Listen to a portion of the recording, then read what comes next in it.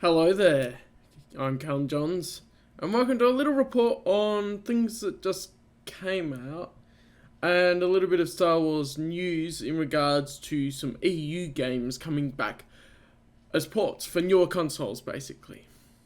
So, I'll get stuck into it.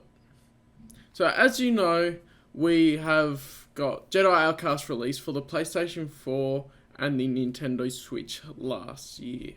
And that was really cool, and it's great to see the older games get some love.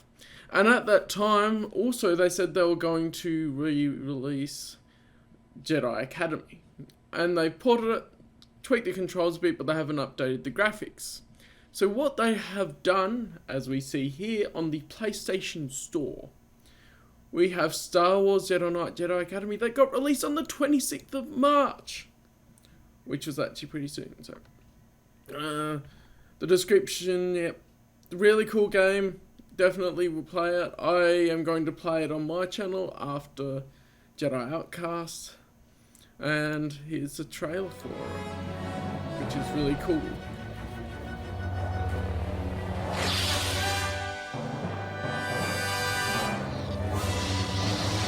Look at it go.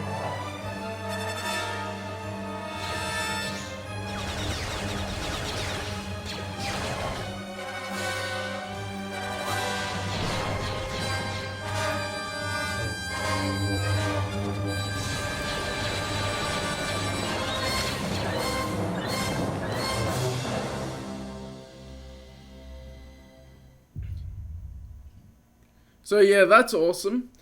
And so we got some screenshots here of it in the game, which I have played Jedi Academy before, and it is awesome.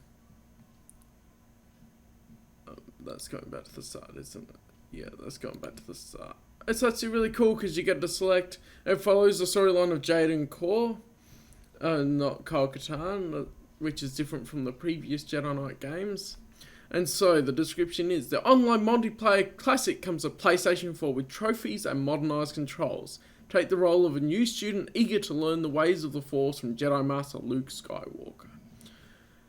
And the great thing about Jedi Academy that they brought in is the multiplayer. You can play with up to 32 online players in 6 online multiplayer modes, including Siege, Capture the Flag, and Free-for-All. You can customize your character by defining both look and gender before entering the academy to learn the power and dangers of the Force. And you can construct your own lightsaber from handle to blade. As you progress, discover the power of wielding 2 lightsabers, or the ultimate double-bladed lightsaber made famous by Darth Maul. Even though Exar Kun did it first, and that's where George Lucas got it from. Anyway. Interact with famous Star Wars characters in many classic Star Wars locations as you face their ultimate choice. Fight for good and freedom on the light side, or follow the path of power and evil to the dark side. Which is really cool because you can make the choice pretty clearly and know what's happening. So yeah, it's in 720p and 1080p. That's cool. They didn't really update the graphics though, so it's just a thing. And other jargon. So that's cool. So it's out on the PlayStation 4 store. The PlayStation Store. What we also have is on the Nintendo Store with Jedi Knight Jedi Academy, which is really cool. Which is available now, and you can only buy it digitally. I really like if they release a physical copy, but oh well. Let's see if the trailer's different. Same so far. It's probably going to be the same trailer, but they put the Nintendo Switch thing at the start of it.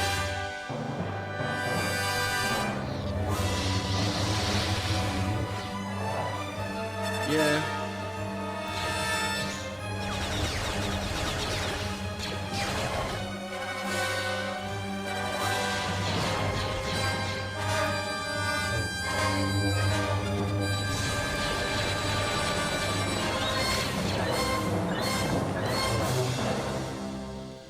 Yeah, so that's pretty much it.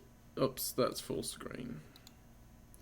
And so yeah, it's got similar screenshots here. Yeah, it's got the same ones. That's the same description. Game file size is 3.6 gigabytes. That shows you what time it came out, I guess. And it's up to 16 players on the Switch. Okay. Now, I'm not sure the difference on the multiplayer on the Switch and the PS4 exactly, but you can have up to 16 players, which is cool. So yeah, Jedi Academy is a great game, and definitely get it. It's probably my favourite for the gameplay. And it's also got the online modes, which is cool, and people mod it and everything. But also coming out on the official Star Wars website. I noticed Star Wars Episode 1 Racer was released on Steam last year or the year before, one of them. And now on March 26th, on the day that was the anniversary of Jedi Outcast being released, and the day that Jedi Academy was re-released, they released this article that says the classic Star Wars Episode 1 Racer comes to the Nintendo Switch and the PS4. 2 engines, 1 champion, no limits. Which, this is actually a very nostalgic thing for me, because Episode 1 Racer I have the disc for Windows 95. For Windows 98. And so, it being re-released is amazing. I'm probably still just going to have it on the PC, of course. They released it on Steam not as long ago. It's really cool. So, now, this is pod racing. The 90s classic Star Wars Episode 1 Racer is coming to Nintendo Switch and PlayStation 4, complete with modernized controls.